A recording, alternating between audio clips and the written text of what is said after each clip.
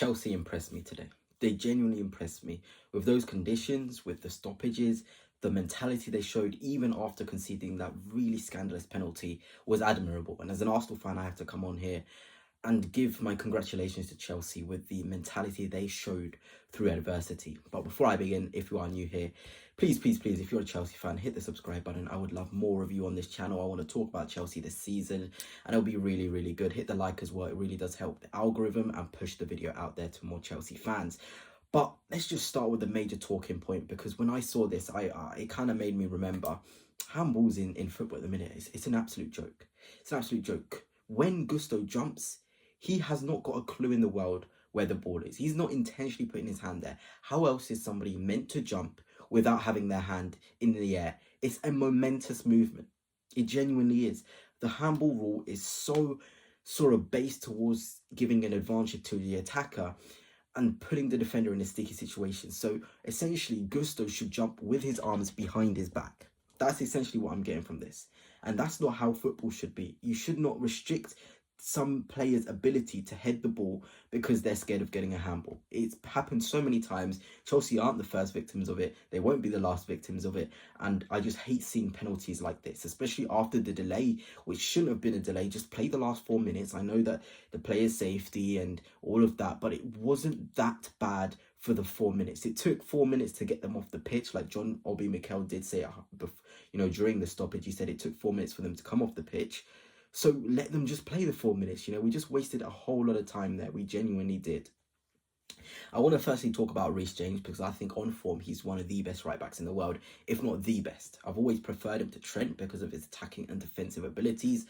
But of course, Trent is one of the best fullbacks in the world in his own right as well. But Reece James today, he stepped up. The free kick was brilliant. Of course, he can't be playing a lot of minutes, especially from right back. It's a very hard role in terms of the intensity and the amount of running you have to do. So he had to come off for Gusto, who unfortunately for him is just having one of those times in his career where everything just seemed to go wrong. But what an incredible moment of brilliance that was from Reece James to whip that free kick in, to catch the keeper off guard.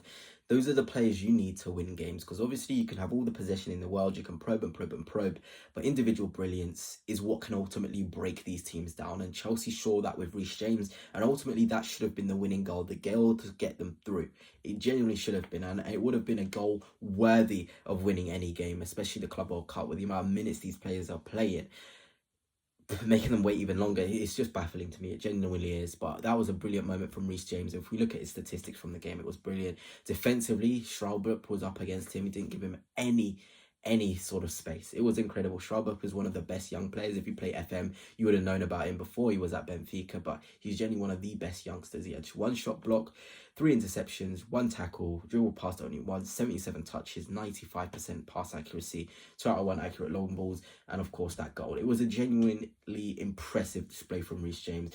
And I think Chelsea, with the amount of signings they make, the best signing they could have is Reece James being fit for the entirety of next season. If you could ask Chelsea fans to stop the window now and you have a whole season of a fit Reece James at his best, let me know. I'm sure some of you, or if not all of you, would prefer to have the Reece James option. You already have a pretty strong squad, maybe 1 or 2 players coming in, like the João Pedros, like the Gittins, which is already done. If maybe a centre-half and a goalkeeper again would really elevate them. But if you were to ask a Chelsea fan, a fit Reece James is worth a lot more than some of the players I've just named. And that's just the reality of things. I'd also like to put a shout out to Pedro Neto. A lot of scrutiny for him, a lot of misunderstanding of his profile. But I think 120 minutes he played, he was intense. He was continuously at it. And when you probe with the ability that Pedro Neto has, it will come. And the goal came in the end, a brilliant pass through to him and a calm finish. And Pedro Neto this tournament has been brilliant. Of course, in this game, 120 minutes played, a goal, 79 touches, 93% pass accuracy, 3 key passes. He was a creator today. He can have that part of his game, and 4 out of 9 accurate crosses, And yeah, there it is. 3 goals in 3 games. And a lot of people wrote him off, but he's a player who likes to step up and take responsibility regardless. He challenges himself every day, and the performances really recently has been indicative of a player ready to show people what he's all about. It genuinely is, and I was very impressed with him. I was very happy with him today, again, with the goals he scored. You must not forget, it's those conditions, how hot it is to play for that long. It's a lot. With that stoppage as well, with the adversity of the 1-1, Pedro Neto stepped up. He genuinely did, and it was impressive. And another player who I want to give flowers to, is Dewsbury-Hall. It's been tough for him.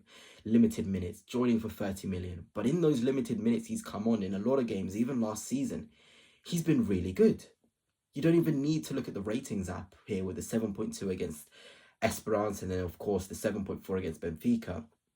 You don't even need to look at that to know he's had a good impact. The goal was taken brilliantly. The desire, the passion. Dewsbury-Hall is a player you can count on, depend on, to always come on and give nearly 100%. And you can't say that for every single player in the Chelsea squad. But he's happy with this role. Obviously, he wants to start games and he probably will leave in this summer window.